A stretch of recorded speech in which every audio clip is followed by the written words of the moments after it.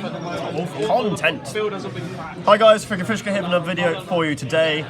Today I played at the OTS Geek Retreat Championship, the one where you get Euro invite if you come top 4. I came second. I lost only to Gozen Marincess, which was obviously the first place profile. I'm really happy with the deck. I played Spright. Not entirely my idea. I got the idea off watching Hakuna Matata, the profile on him, where he played the Subdragon Core. Made a few little changes. I did play the Rev system, where he decided not to.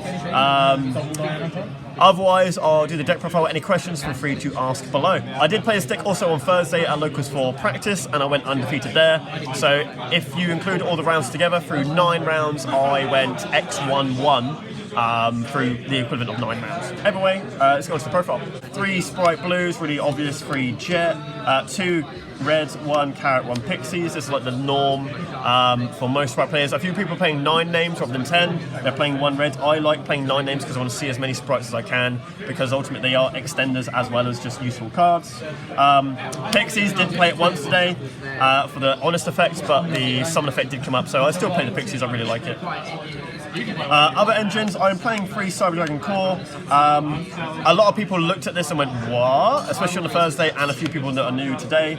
For those who don't know, if this sticks on the board, going second, it outs an entire Spright board. Going first, you add the trap card, Cybernetic Overflow, which is basically Smashes 2. Going second, you add Rev System, which is a Reborn.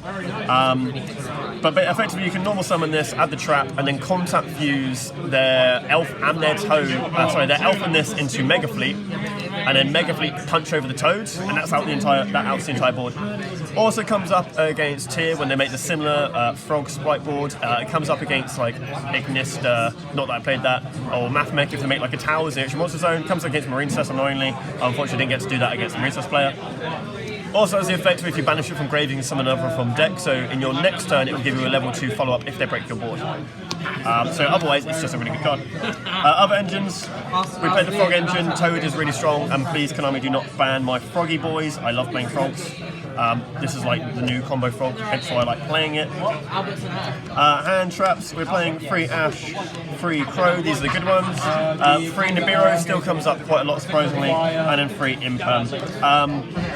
Certain matchups, you side out the Ash. I am playing Ash because with it being like an OTS Locals Regionals level event, there will be a lot of people playing random rogue stuff.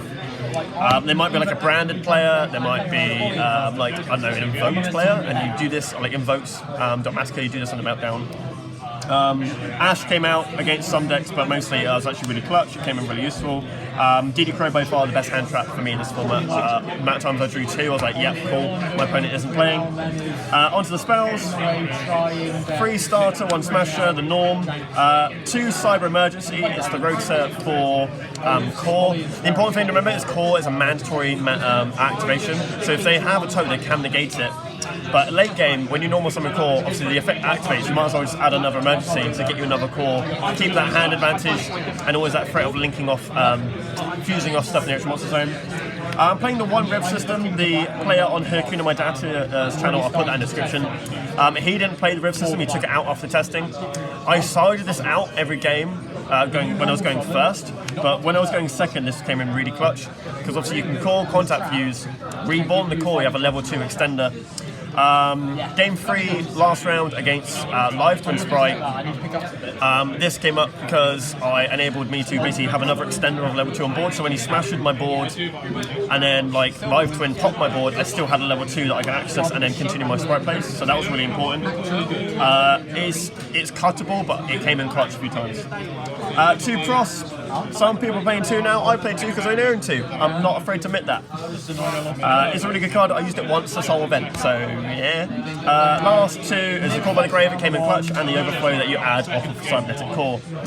Overflow is really hot because obviously it's Smashes 2. So when you end board, my end board at one point was Elf, Toad, Red, Smashes, Overflow, DD Crow. With Elf still live as well. So that's what? 1, 2, 2 toads, 3, 4, 5, 6, 7 interruptions. So that's kind of nutty. Extra deck. 2 Elf is really good. It's better than Spright, in my opinion, like the Gigantic, because it gives you so much recurrence. The 2 Spright, it's pretty obvious why we're playing these.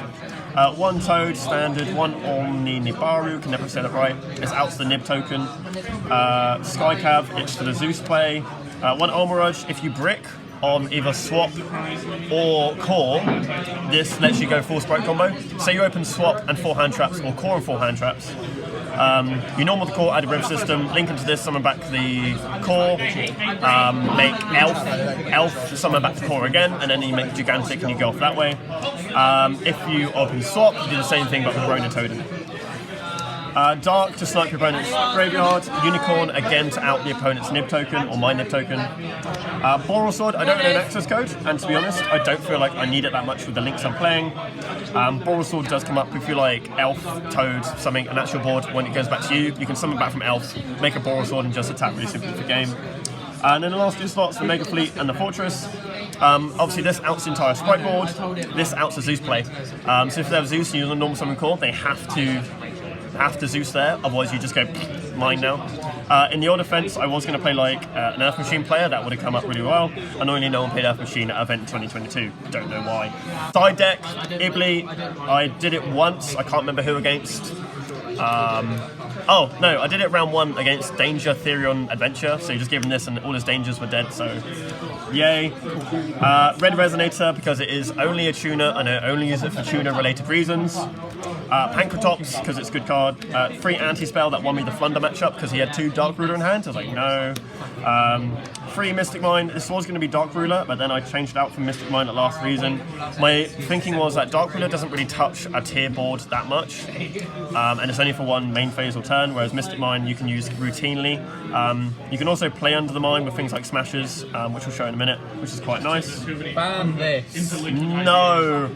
Double Twin, Double Cosmic, just because the only rarities that I have, I don't have a playset of each, so I played 4. Really good cards. The 1 Duster, and we are playing 1 Smash Sim side, so a side 1, main 1. So if it's like a Spright matchup or similar, or a Flunder matchup, I can side another Smashes in. The Marincess player who came first was surprised by this, but it did come up because it enabled me to basically clear his board twice, stop his plays. Playing 2 Smashes of mine is really cool because it basically enables you to keep your mine alive for longer. Anyway guys, that was my Cyber Spright deck profile. Again, feel free to ask me any questions in the comments below. I, again, went 2nd place. Unfortunately, due to the way these events go, I don't get any prize support for that. So while 1st place got a near £200 mat, I walk away with nothing. But otherwise, thank you for watching. Goodbye.